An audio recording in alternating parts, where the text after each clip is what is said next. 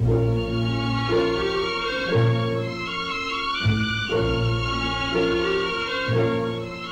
vast plain of North India is the cockpit of the Indian Empire. Countless battles have been fought for the possession of this barren land, the gateway to the riches of the south. At Delhi, excessive cities have been built by conquering invaders. Each has fallen into disuse and decay.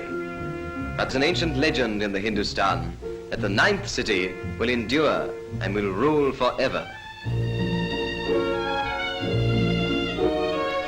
These cities of the early conquerors are now a huddle of impressive ruins.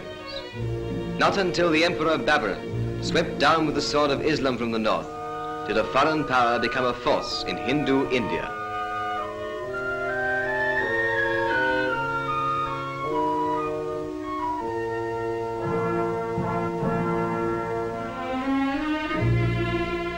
For Humayun, the son of Babur, this tomb was built. The graceful architecture of the last and richest of the Mughal empires exercised a fascination upon India which will never lose its hold.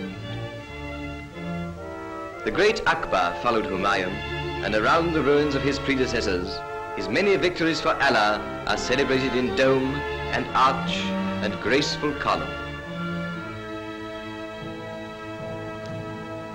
Here in this column is at once the loot of one great battle and the monument of yet another, a sacred pillar of the purest iron, wrought by some strange and undiscoverable method which has preserved it from the rust of centuries.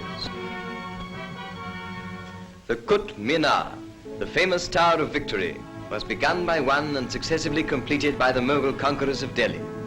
238 feet of carved red sandstone.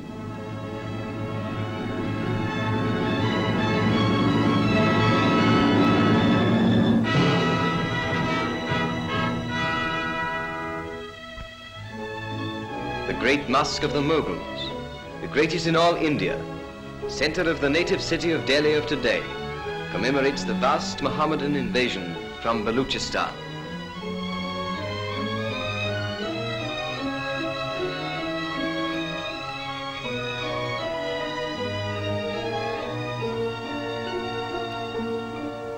Long, shallow pools are laid out for the ritual washing of the face and hands, which every true Mohammedan must scrupulously perform before he is allowed to pray. In this great mosque and its forecourt, 20,000 people can assemble and give praise to Allah.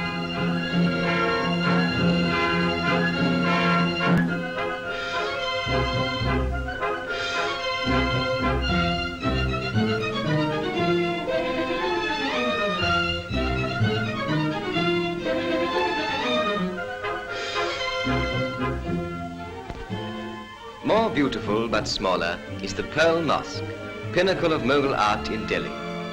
Only a little less renowned than the famous Taj Mahal, built by the beauty-loving Shah Jahan as a memorial to his wife. Pacified by the victorious wars of Akbar, Delhi and the Hindustan now entered upon the richest period of their ancient culture under Akbar's son, the royal Shah Jahan. The Delhi of that time, the era of the greatest Persian poets, became enchanted by the love of beauty for itself alone. The palace of Old Delhi was athrong with men and women of high caste.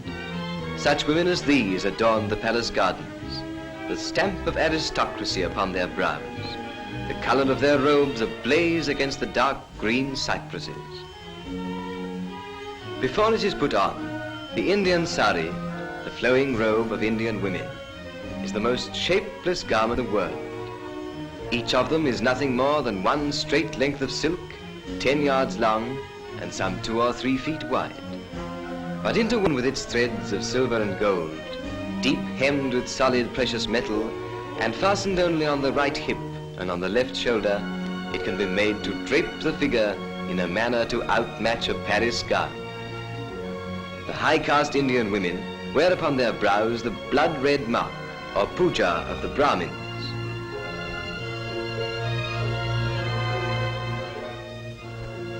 Under Shah Jahan, who caused the marble of his palace walls to be inlaid with semi-precious stones, with sardonyx, cornelian, chalcedony, and chrysoprase, the pursuit of happiness came expressed in languor, enervating Hindustan until the highest form of living was to watch the changing shapeliness of passing clouds.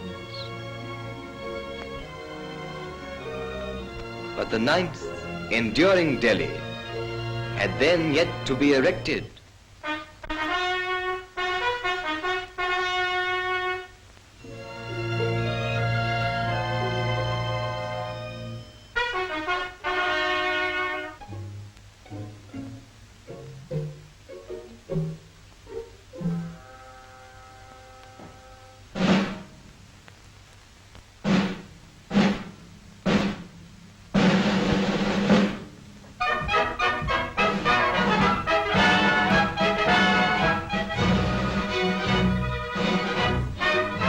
Under combined British and Indian rule, a new Delhi has arisen. A Delhi which has kept and added to the beauty of the old, but without its dreamy lassitude.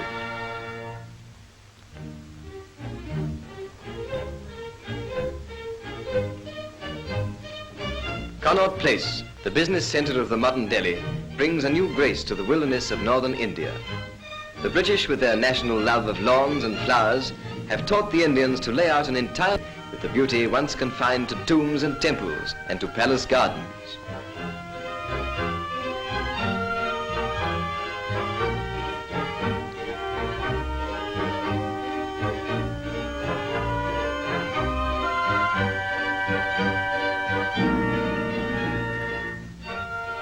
British and Indians are cooperating to carve out a nobler future for this Delhi than was possible under a despotism.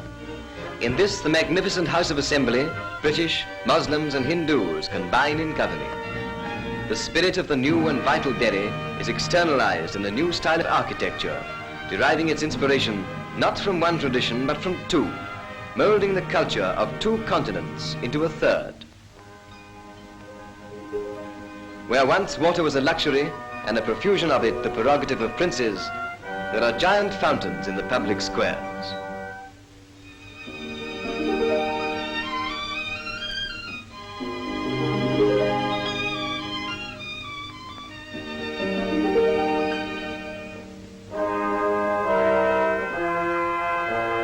Neither Saracen nor British, the new Delhi is neo-Indian, retaining the motives of old Delhi and dignifying them with a new austerity.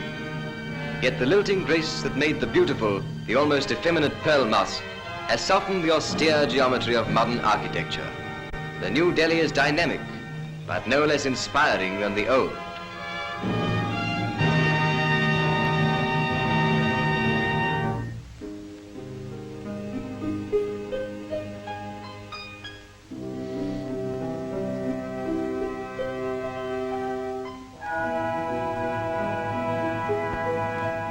And where there was once only a burnt and acrid plain, there is a green and fertile land, laid out with a prophetic eye to the increasing future of the capital of India, the ninth, enduring city, which in the old legend of the Hindustan will stand and rule forever.